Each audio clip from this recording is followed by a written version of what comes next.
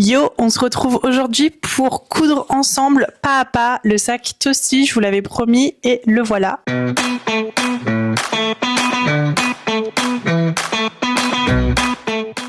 Pour ce patron que j'ai sorti le 15 août, aka la pire date pour sortir un patron puisque personne n'est là. Tout le monde est en vacances. Si jamais vous l'avez déjà cousu et que vous aviez des questions que vous n'avez pas osé me poser, je pense que ce tuto y répondra. Let's go. Et si vous tombez sur cette vidéo par hasard et que vous vous demandez ce que c'est le sac Toasty, c'est ce sac-là. C'est un accessoire du coup que j'ai créé avec mon petit cerveau et mes petites mains. C'est un sac qui se décline en 6 versions. Vous avez 3 versions de finition de anses différentes. Une boucle coulissante, une boucle de ceinture ou une version avec des nœuds. Et vous avez 2 tailles de sac. Donc ça c'est la taille baby. Voilà, qui est quand même assez pratique et on peut mettre quand même pas mal de choses. Je sais que mon iPad Pro rentre dedans, donc c'est pour vous dire, on peut même mettre une gourde et tout. Vous avez la version Mummy qui est beaucoup plus grande. Là, c'est plus pour voyager et tout. Je pense que c'est pratique. Je vous mets des photos à l'écran parce que là, je l'ai pas sous la main. Et j'en ai une deuxième version là. C'est une version baby, mais avec le nœud en termes de finition de anse. Celui-là, je l'ai fait en patchwork et il est vraiment chouette. Voilà, le patron est disponible sur Etsy. Je vous mets le lien dans la bio. Et aujourd'hui, on va le faire pas à pas avec un tissu assez joli. Je vais vous montrer tout de suite. Je vous montre les chutes de ce que j'ai coupé parce que du coup, les pièces, vous les verrez tout à l'heure quand on va faire le sac ensemble. Alors, pour la doublure, j'ai utilisé ce recouvre-lit que j'ai chopé chez Emmaüs il y a quelques jours. Et pour le tissu principal, j'ai utilisé ce coton indien qui est disponible sur la boutique des Coupons de Saint-Pierre. En termes de mercerie, toutes les boucles, etc. que vous allez voir dans ce tuto viennent de chez Mercerie Snapply. Si jamais vous voulez reproduire les tutos, je vous invite à aller sur leur site pour vous fournir parce qu'ils ont quand même un choix assez large en termes de finition de boucles. Vous avez différents coloris, vous avez différents modèles. Moi, c'est chez eux que j'ai eu toute la mercerie adéquate, que ce soit le biais ou les boucles pour le sac. Vous pouvez retrouver par exemple des boucles triangles comme ça. Ils sont assez mimi. Vous avez aussi des boucles de ceinture dorées comme ça, qui sont vraiment chouettes. Donc en termes de matériel, vous allez avoir besoin des petites boucles. Voilà. Du coup, une boucle simple pour commencer, pour l'un des côtés du sac.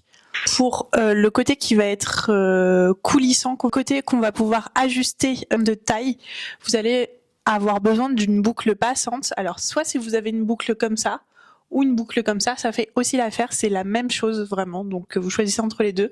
Moi personnellement, je vais prendre celle-là. Si vous voulez un sac matelassé, vous allez avoir besoin de watts. Moi, c'est ce que je vais faire. Si jamais vous ne voulez pas matelasser votre sac, je vous conseille fortement d'utiliser un entoilage thermocollant assez épais pour que votre sac ait de la tenue, parce que sinon, il sera tout mou et ce sera pas forcément hyper qualitatif.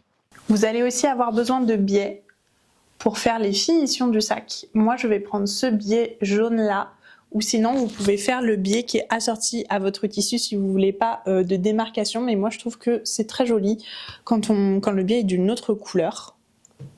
Ça, ce sont les 3 différentes finitions de la anse. Vous avez une finition avec nœud, une finition avec boucle coulissante et une finition avec boucle de ceinture. Comme le sac est entièrement doublé, vous avez 2 partie tissu principal pour les anses et le début de anse, 2 parties doublure pour les anses et début de anse, partie tissu principal pour le corps du sac, 2 parties doublure pour le corps du sac et une partie fond de sac en tissu principal et une autre partie fond de sac en doublure, ce qui vous fait au total 2, 4, 6, 8, 10 pièces parce que le sac est entièrement doublé. Pour la version que je vais faire, c'est-à-dire la version avec une anse coulissante, on va avoir en fait 2 parties de début de anse qui sont plus courtes que les 2 autres. Les autres sont assez longues parce qu'en fait le sac sera au niveau de la anse asymétrique parce qu'il y a une partie où on va mettre la boucle simple et une autre partie où on va mettre la boucle coulissante et on aura besoin de replier la longue anse sur elle-même pour créer vous savez, ce que vous avez sur toutes les sacoches, les bananes, les sacs, etc. si vous voulez qu'il soit plus ou moins haut sur votre épaule.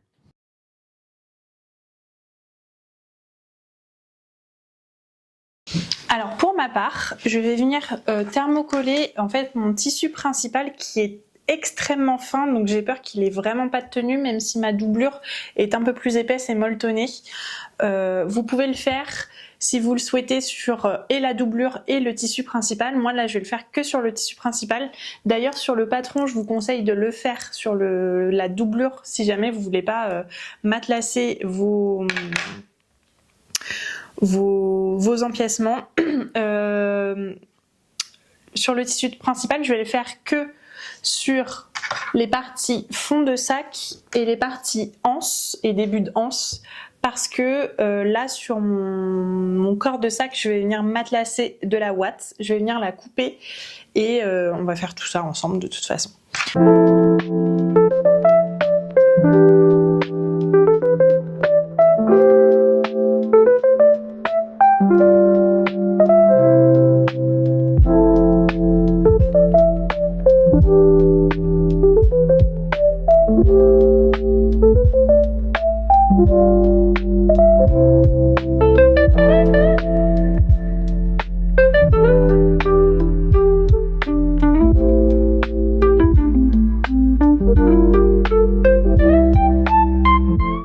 Donc, si vous avez suivi le pas à pas du livret, normalement, vous avez un petit côté pour la version boucle coulissante. Vous avez un début de anse qui est petit, qui va rester petit comme ça. Et vous avez un autre début de anse qui fait la taille du coup de la pièce, plus la partie qui va coulisser, en gros. Voilà. Hop. Et un bout de pièce comme ça qu'il va falloir coudre. Du coup, ma doublure, c'est ok. Hop. Voilà, pour le tissu principal, du coup, j'ai bien deux anses, mais qui sont asymétriques. J'en ai une avec une très longue partie anse, et j'en ai une qui est beaucoup plus courte. Je vais entoiler, du coup, mon début de anse et ma partie anse comme ça. Hop, avec le fer à repasser.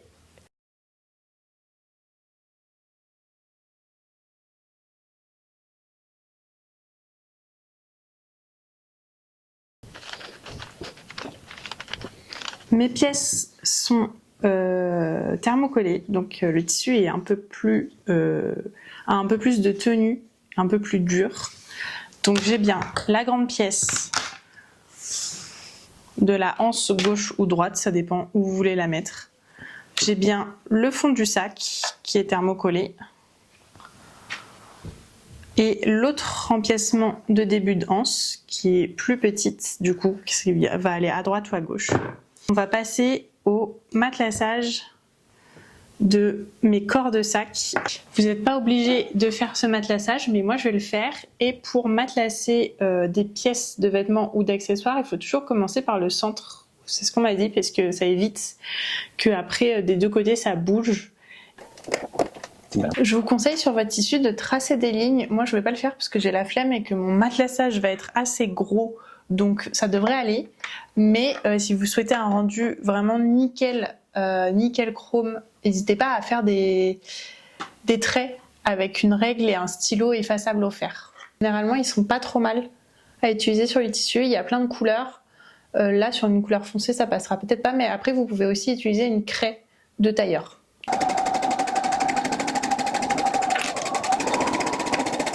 J'ai fini le premier matelassage, je sais pas si vous allez voir, mais du coup c'est tout molletonné, matelassé. Ce que j'aime bien faire après coup, c'est de passer un léger coup de fer à repasser sans trop appuyer parce que sinon ça va tout aplatir et ça va être un peu moche. Mais voilà, je vais venir découper le surplus de watts.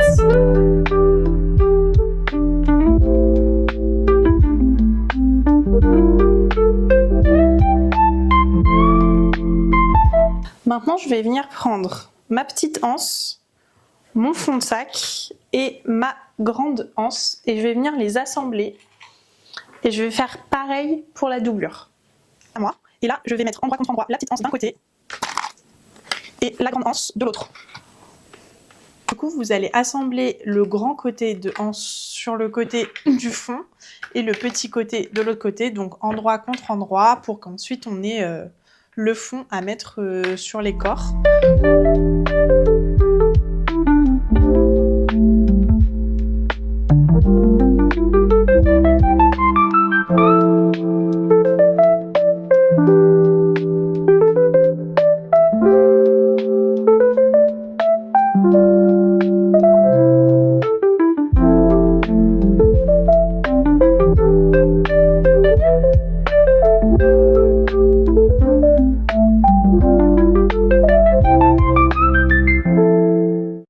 On va mettre notre pièce à l'envers et l'autre pièce aussi à l'envers et on va les superposer et faire coïncider les coutures qu'on vient de faire.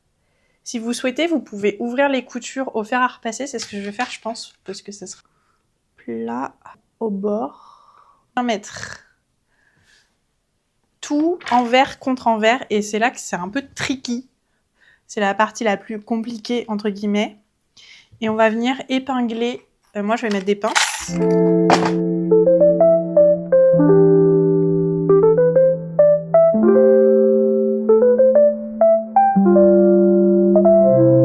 On va faire la même chose avec les corps de sac. On va prendre la doublure, le corps de sac qu'on va mettre envers contre envers.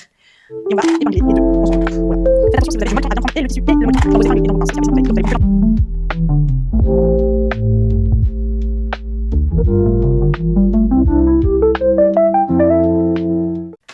Je vais venir coudre vraiment au bord de ma pièce.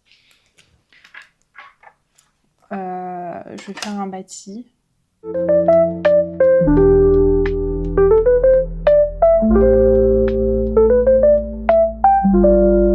Ils sont bien assemblés et j'aurai moins de mal après coup à les assembler au reste. Je vais faire ça sur mon autre corps et aussi du coup sur toute la partie du fond et des anses. Je vais venir prendre mes deux corps de sac, hop, hop, sur lesquels je vais mettre mon biais.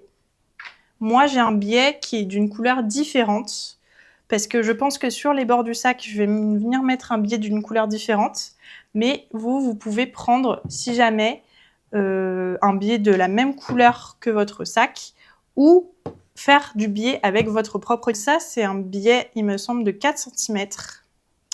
Donc, je coupe à peu près la longueur qu'il me faut. Si c'est un peu plus grand, c'est pas grave, au contraire.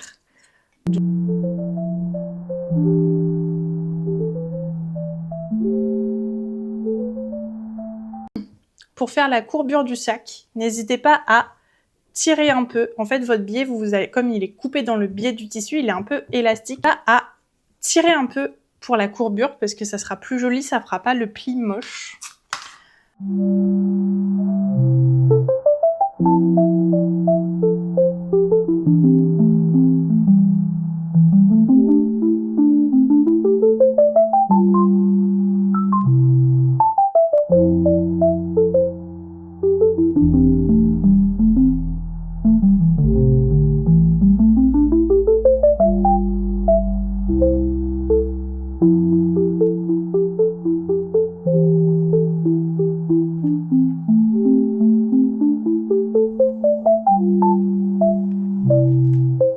Voilà, le biais du haut est posé.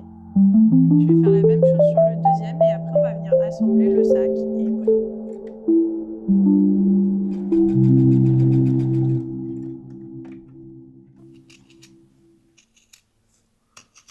Hop.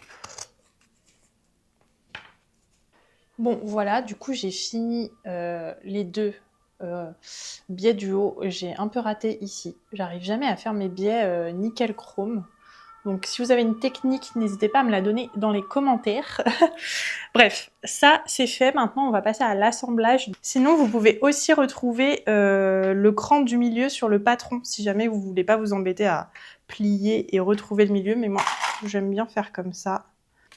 Donc ce que je disais, j'ai mes deux corps de sac là.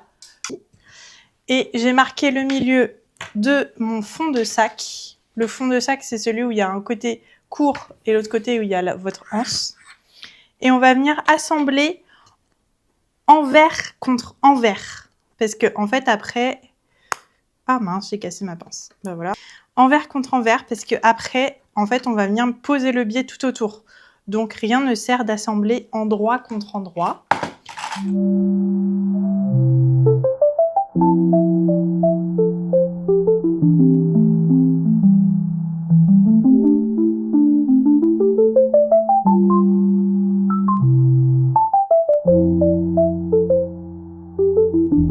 Vous allez coudre tout du long comme ça. Et pareil de l'autre côté. Et après, une fois que ça sera fait, on va pouvoir venir poser le biais. On prend son temps parce que là, il y a pas mal d'épaisseur. Un fil de la même couleur que votre sac, si vous le souhaitez.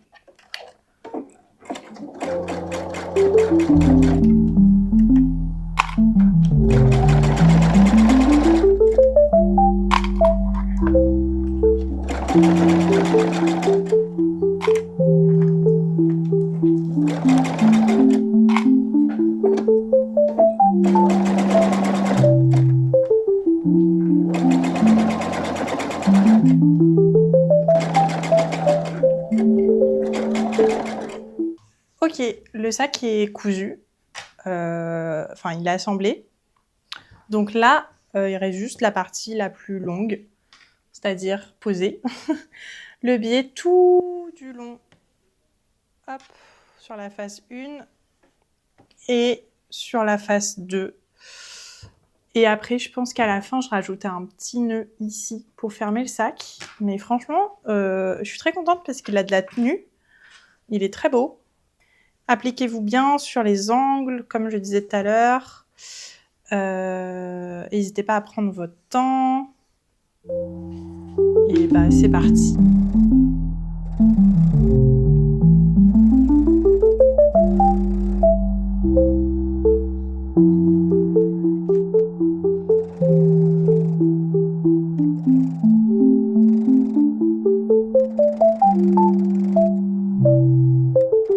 J'ai posé la première partie de mon biais, mais c'est un peu trop épais, donc je viens dégarnir. Et comme j'ai utilisé un fil de couleur claire, je vois bien. Donc ça, c'est trop cool. 5 mm plutôt, peut-être 6 même. Parce que c'est vrai qu'avec du 2 mm, c'est quand même assez chaud. Tac, et là, je vais venir faire une couture, du coup, ici. Tout le long.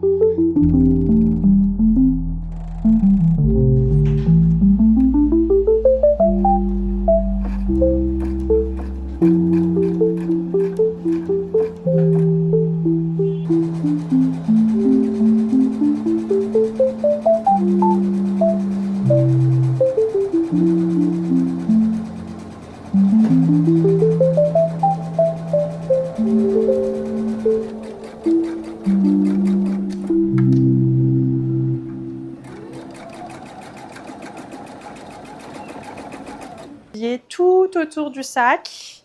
Voilà ce que ça rend. C'est très mignon.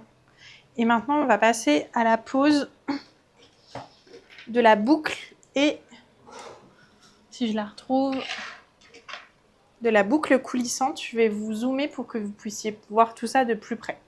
Sur le petit côté du sac, donc là j'ai un grand côté et un petit, je vais venir mettre la boucle simple, c'est celle-là. Hop. Et en fait, je vais juste venir passer dedans. Hop, je fais un peu ressortir et je fais un pli. Hop, que je vais venir passer comme ça.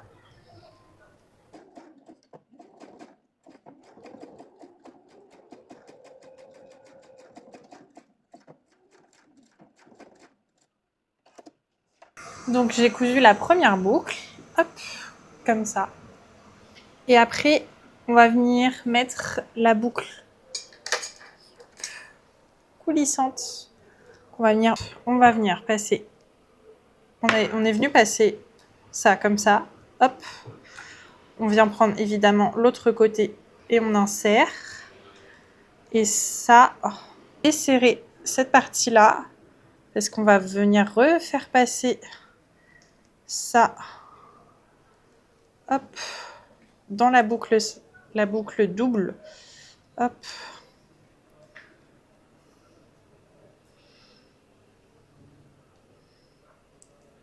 Une deuxième fois du coup, hop. Repasser dans cette boucle, ce morceau-là, hop, vous venez l'attacher ici. Donc moi, je vais le tirer un tout petit peu pour venir faire un petit pli, hop, et venir faire une couture ici.